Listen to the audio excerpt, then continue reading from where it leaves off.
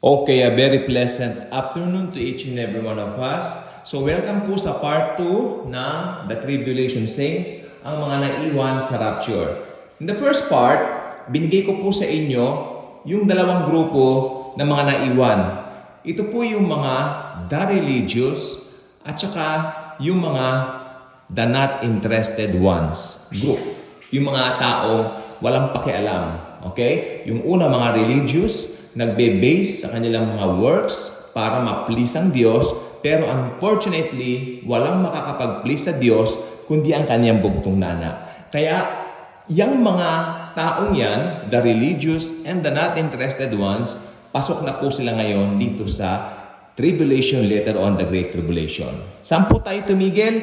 I think tumigil po tayo doon sa ang Antichrist ay pinagbigyan niya ang bansang Israel na maitayo ang pangatlong templo.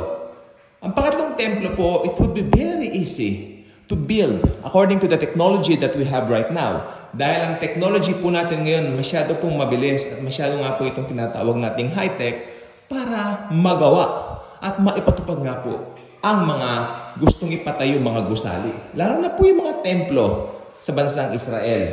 Okay, so ngayon, naghahari na po ang Antikristo sa lupa. Amen? At ang mga tao ay hangang-hanga sa kanya. Siyempre, kabilang po rito at malaking faktor ng bansang Israel. So, pinagbigyan po niya ang bansang Israel na maitayo ang kanilang third temple. At sa third temple po na ito, itutuloy nila yung mga paghahandong na ginagawa ng mga Old Testament wherein pupunta roon yung operor, may dalang mga hayop, at may mga high priest na mag-e-entertain doon sa mga taong may dalang mga hayop.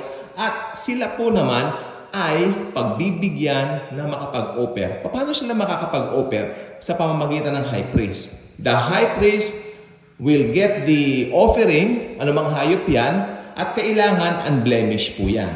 Dahil pag may nakita diyan, mas kinapakaliit lamang po na tinatawag na sugat o galis or dumi, ito po ay magiging hindi acceptable.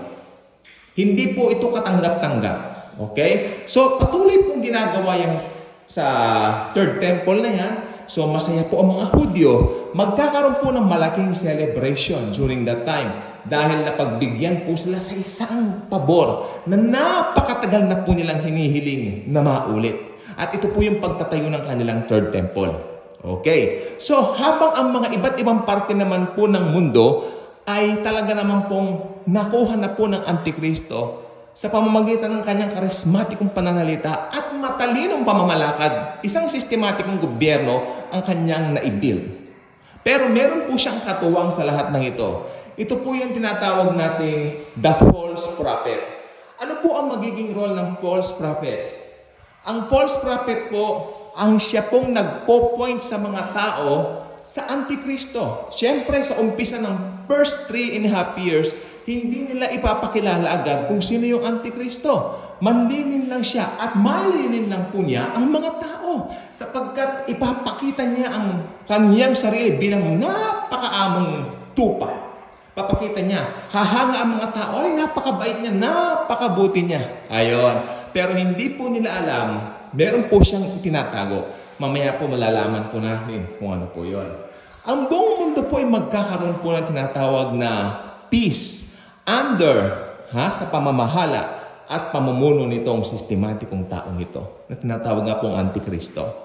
Magkakaroon ng mga kakaibang mga bagong plataforma na hindi pa nagawa ng mga previous na mga naging pinuno. Akalain niyo yung mga previous na naging pinuno, masyado po silang madami sila pero hindi nila magagawa yung nagawa ng taong ito.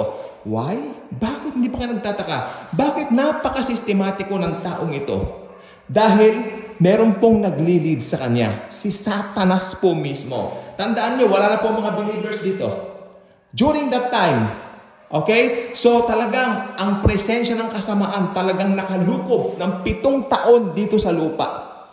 Ayun po ang mangyayari during that time. Okay?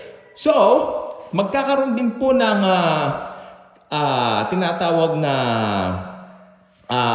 magandang pamamahala itong Antikristo sa pamamagitan po ng tinatawag na pagpapatupad ng isang alituntunin. Pero dito pasok na po yung yung adhikain niya. Yung tinatawag na one world, talagang gusto niya i-point lahat sa kanya ang tao. Talagang gusto niya siya ang mamamahala sa lahat ng tao sa buong mundo. Kaya pasok na po rito yung false prophet para ipatupad na po yung kanyang kahilingan. Ito na po yun. Magpatayo ng isang parang tinatawag na kanyang larawan. Okay? At ang larawang ito ay kanyang papagsasalitain during that time. Pero on the process ng pagtatayo ng larawan na yan, ang Antikristo pong ito ay mag-e-engage sa maraming mga tinatawag na mga talks, mga speeches, kung saan mag-i-speech siya, maiimbitahan kung saan until ang Antikristo pong ito, hindi naman po may kakaila. Marami pong mga tao rin ang naiinggit sa kanya during that time. Kaya biglang may babaril sa kanya habang siya po ay nagsasalita. Mababaril po ito at mamamatay sa harapan ng lahat ng tao. Why? Dahil sa makabagong technology, malamang naka-Facebook Live o YouTube Live, itong Antikristo, the moment na ito'y nabaril. Pero intended ng demonyo yan para maninlang ang mga tao. So, akala ng buong mundo, nawalan sila ng isang great leader. So, malulungkot ang buong mundo during that time. Amen? Pagkatapos, during that time, nung sila po ay nalungkot, sila po ay talaga pong tatangis at inaabangan nila sa coverage yung wake o yung tinatawag na burol nitong Antikristo. Pero tandaan po ninyo, nahati na po ang 3.5 years. Ang Antikristo po ngayon, lulukuban na ni Satanas at biglang babangon. Naniniwala po ko, after 3 days, babangon din siya sa harapan ng mga tao. Sa harapan ng mga tao po, siya po ay babangon at magigitla ang mundo. Kaya ang mga tao ngayon, hindi lang po paghanga ang nararamdaman sa kanya. Mas naging attached na po yung kanilang paniniwala sa kanya. Yun po ang aking paniniwala po dito. Kaya ang mangyayari po niyan, yung Antikristo pong ito ay magre-require na po ng pagsamba sa bawat tao. Sa pangunguna siyempre no false prophet, sambahin niyo ang kanyang pinagawang rebulto and all that. Hindi ko po alam kung paano po yon. Pero meron po mga tao na hindi po papayag sa ganon. Ayaw nila. Maraming magmamatigas at ayaw po nila. At ito po yung mga tatawagin na nating magiging mga tribulation saints. To make the long story short, ang Antikristo po ay magre-require ng isang tatak. 666. Kailangan matatakan ng bawat tao. Kasi pag hindi sila matatatakan, sila po ay hindi po makakabili at makakapasok sa mga malls. Amen.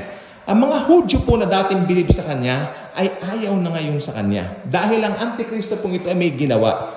Pagkabuhay po niya magmuli, siya po ay umakyat doon sa templo at siya po ay nagpakilalang Diyos. Ako ang Diyos. At may mga ilang Hudyo na hindi sumang-ayon doon.